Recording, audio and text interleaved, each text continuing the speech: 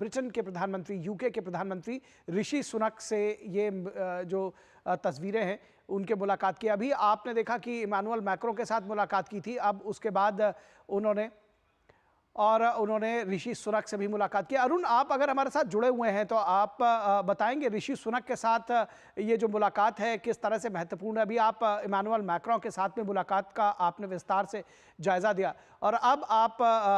बताएंगे हमें कि ऋषि सुनक के साथ ये मुलाकात किस तरह से महत्वपूर्ण है, क्या जानकारी देंगे? देखिए, जैसा कि हमने डीडी न्यूज पे बहुत पहले बताया था इस समय पर कि प्राइम मिनिस्टर मोदी लगभग ऑलमोस्ट हर G7 के जो G7 के जो लीडर्स हैं उनके साथ में एंगेज करेंगे, उनसे बातचीत करेंगे। सबसे पहली बायलैटरल इमानुअल मैक्रों के साथ में, दूसरी bilateral prime minister Narendra Modi की on the sidelines of G7 summit it's with UK leadership Rishi Sunak. और इससे पहले भी कई सारे मल्टीलैटरल प्लेटफॉर्म्स पर उसकी साइडलाइंस पर प्राइम मिनिस्टर मोदी और ऋषि सुनक दोनों ही कई मुद्दों पर बातचीत कर चुके हैं, कई बार एंगेज कर चुके हैं। और एक काफी इंटरेस्टिंग भी हो जाता है इस लिहाज से भी क्योंकि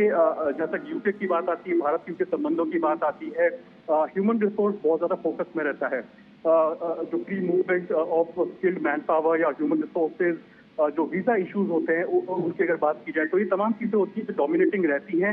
लेकिन हाँ, जैसा कि मैंने आपको बताया कि मोदी 3.0 के अंदर प्राइम मिनिस्टर मोदी ये पहली फॉरेन विजिट, और उसके अंदर भी प्राइम मिनिस्टर मोदी जो वर्ल्ड के जो टॉप लीडर्स हैं, जो डेवलप्ड इकोनॉमी के लीडर्स हैं, जो पावरफुल ग्रुपिंग है G7 की, उनके जो टॉप लीडर्स हैं उनसे इंटरेक्ट कर रहे हैं, इंगेज कर रहे हैं। एक तो जाहिर सी बात है कि ये सारे लीडर्स प्राइम मिनिस्टर मोदी को कांग्रेचुलेटरी मैसेजेस जरूर देंगे, क्योंकि जब पीएम मोदी बतौर प्रधानमंत्री जो बनकर के मोदी 3.0 में वापस आते हैं तो ये वो तमाम लीडर्स थे जिन्होंने सबसे पहले एक तरह से ट्वीट करके प्राइम मिनिस्टर मोदी को एक तरह से बधाई संदेश दिया था। तो ये फिजिकली वो मिलते हुए दिखाई देंगे तो जाहिर सी बात है कांग्रेचुलेटरी मैसेजेस तो होंगे ही होंगे। लेकिन कैसे अब दो देशों की रिश्तों को यहाँ से नई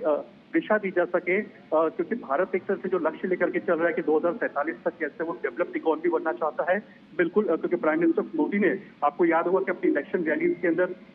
लगभग हर जगह यही बोला था कि हम 2047 के लिए 24/7 काम कर रहे हैं, यानी कि 24 घंटे देश को आर्थिक महाशक्ति बनाने के लिए हम लोग 2047 तक टारगेट कर रहे हैं, उस दिशा में काम कर रहे हैं। तो ऐसे में भारत को आत्मनिर्भर बनना है और मेक इन इंडिया को बूस्ट देना है। तो फोकस इसी बात पर रहेगा कि कैसे जो मैसिव जो कंपनी, जो बड़ी बड़ी कंपनी है वो भारत में आके निवेश कर सके, भारत में जो निवेश के द्वार हैं उनको खोला जा सके। यूके की मैसिव बहुत सारी कंपनियां हैं जो कि ब्रिटिश कंपनी है, जो कि भारत में उनके एस्टैब्लिशमेंट्स हैं, मोर देन 100 जो बड़ी कंपनी है जो भारत में ऑलरेडी एस्टैब्लिश्ड है। और भारत की यही कोशिश है कि कैसे इन इन्वेस्टमेंट्स को बढ़ाया जा सके, रेड कार्पेट रोल किया जा सके इन इन्वेस्टर्स के लिए, बिजनेस कम्युनिटी के लिए जो कि यूके के हैं, जो कि भारत में आकर के अपनी कैपेसिटी को बढ़ा सके। तो भारत का जो फोकस रहेगा अब आगे जाते हुए वो सोलर एनर्जी के ऊपर बहुत मैसिवली रहने जा रहा है। तो प्राइम मिनिस्टर मोदी कह चुके हैं कि देश में मुफ्त बिजली हो, सोलर से बिजली हो, सरकार को वापस से बिजली बेच सके, इस तरह के रोड मैप को बनाना चाह रहे हैं। इसमें जो डेवलप्ड इकोनॉमीज है,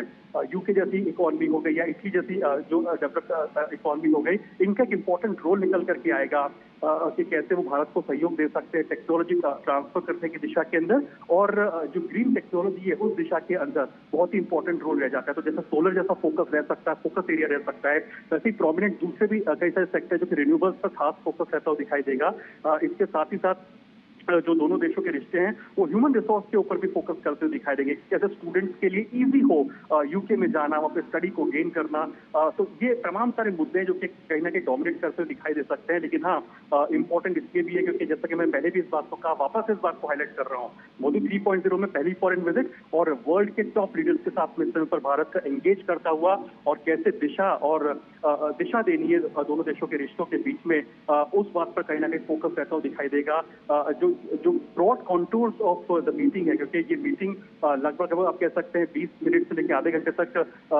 रह सकती है, लेकिन इसमें फोकस इसी बात पर रहता हुआ दिखाई देगा कि कैसे दोनों देशों के रिश्तों को यहाँ से और आगे ऊंचाइयों पर लेकर के जाया जा सके, दोनों देश कैसे एक दूसरे को कॉम्प्लीमेंट कर सके। जहाँ तक निवेश को बढ़ाने की बात आती है तो उस दिशा के अंदर भारत और यूके की जो ये बैठक है वो काफी इंपॉर्टेंट कही जा सकती है। Second important visit on the sidelines of G7 summit, जहां प्राइम मिनिस्टर नरेंद्र मोदी ऋषि सुनक के साथ में एंगेज करते हुए दिखाई दे रहे हैं। जी, निश्चित तौर पर एक बात मैं फिर से आपसे कहना चाहूंगा, क्योंकि ये जो तस्वीरें हैं ये हमें दिखा रही है अभी इमानुअल मैक्रों के साथ जिस तरह से प्रधानमंत्री नरेंद्र मोदी ने और दोनों नेता गर्मजोशी के साथ एक दूसरे से मिले थे, उसी तरह से बल्कि उससे एक स्टेप फर्दर जो प्रगाढ़ता है वो दिखाई दे रही है ऋषि सुनक और प्रधानमंत्री नरेंद्र मोदी के बीच में। प्रधानमंत्री भी जैसा कि आपने कहा कि इस बार